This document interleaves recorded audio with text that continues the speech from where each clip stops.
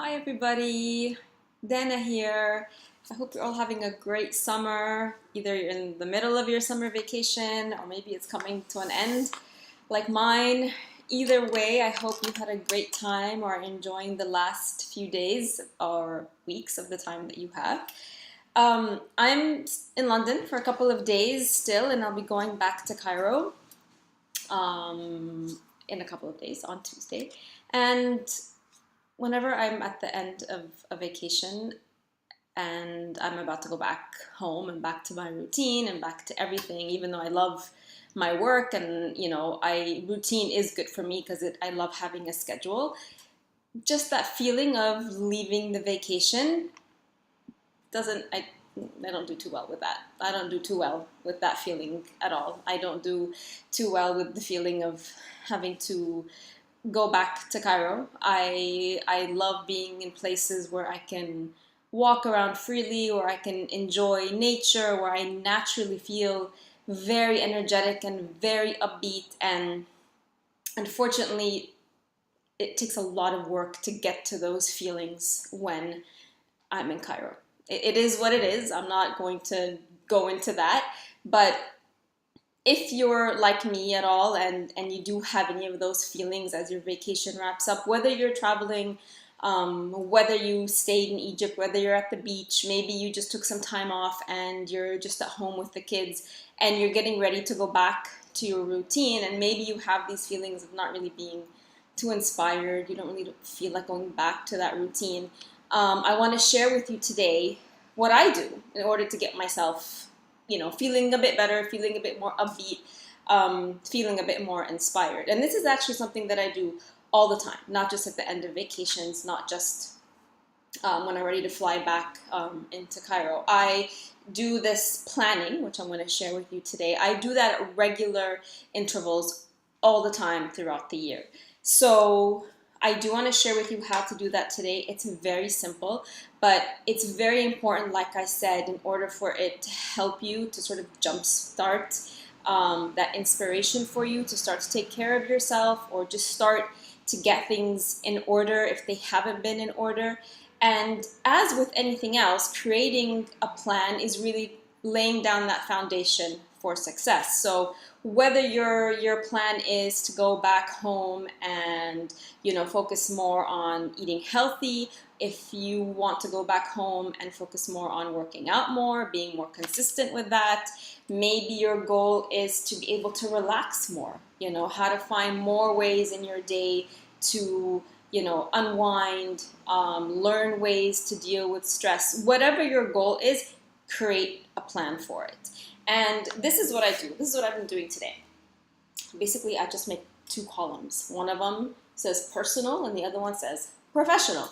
And it's very important that you have these two categories. Whether you are a working mom or a stay-at-home mom, you have a duty to yourself and you have a duty or responsibilities, whether that's to your job, or to your family, or to your house, whatever it is. You want to always be sure to keep the two separate. Okay, you want to prioritize yourself exactly the same way that you prioritize your other duties. So under personal, I always have workout. That's the first thing under my personal goals. I struggle with regular workouts. So that's always the first thing on my list.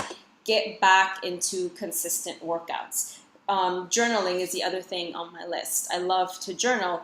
I go through phases of it. I'll journal really, really, really well, and then it'll fall off, and then I'll come back to it. So it's a priority for me. So I always have that on my list. For my professional side, obviously, it's about getting my newsletter out there. It's about launching my programs. So I know I have this overall plan. I know that I have these overall goals, and then I'm going to obviously break them down and get ready psychologically for when I get back how I'm going to implement these. So as you do this and as you put down your goals, one, I think more important than even creating these goals is first to just take a step back and assess where you are right now.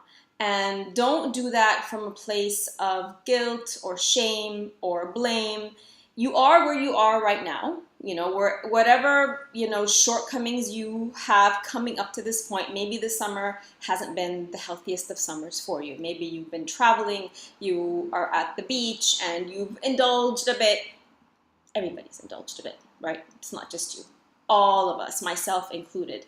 I was on a trip with my kids, and I can't tell you. I really can't start to tell you the kinds of things that we ate. I don't know if there's anything that we didn't eat. We just ate our way through the trip.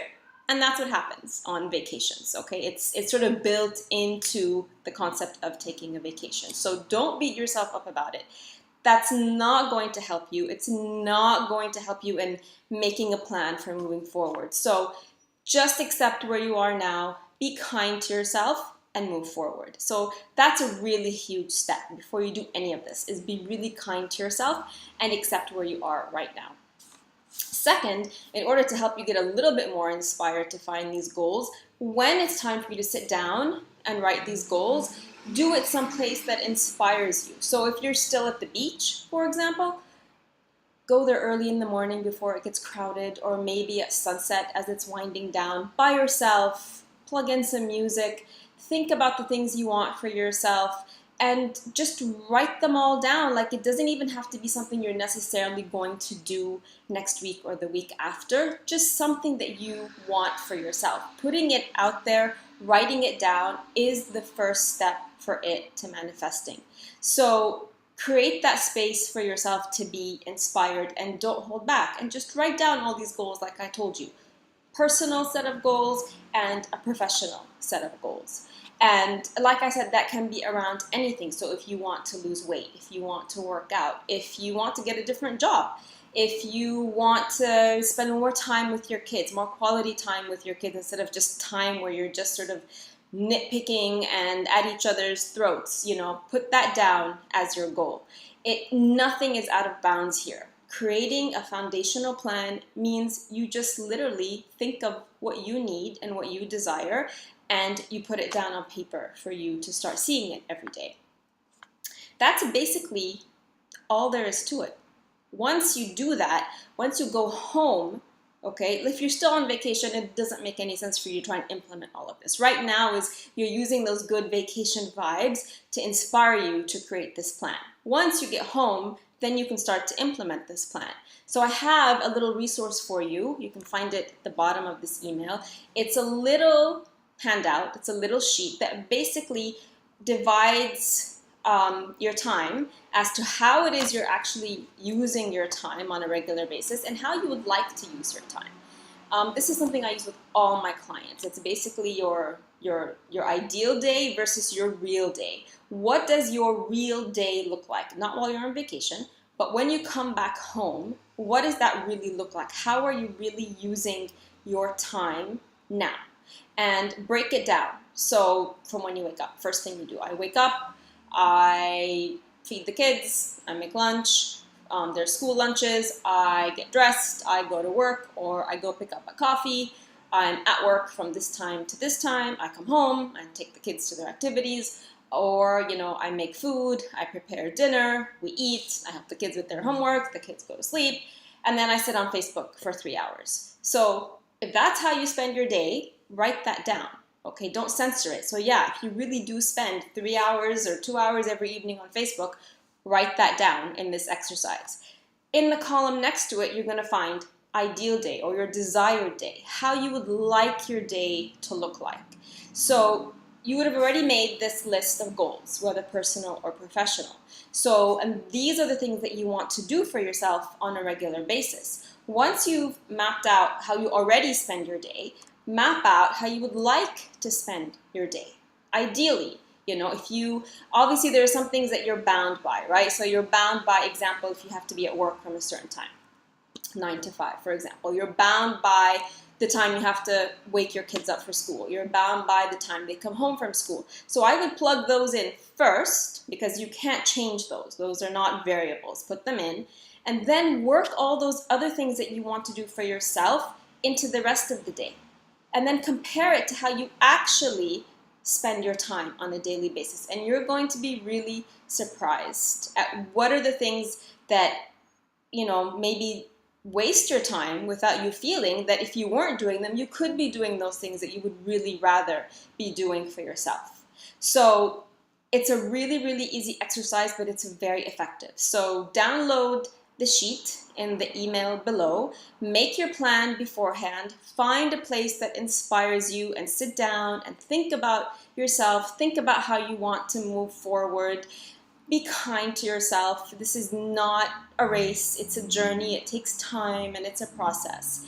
I would love to hear what you come up with at the end of this exercise. Let me know, send me an email, send me a message on Facebook if you need some help with it. I'd love to do that too. And I'll talk to you when I get back to Cairo. Bye-bye.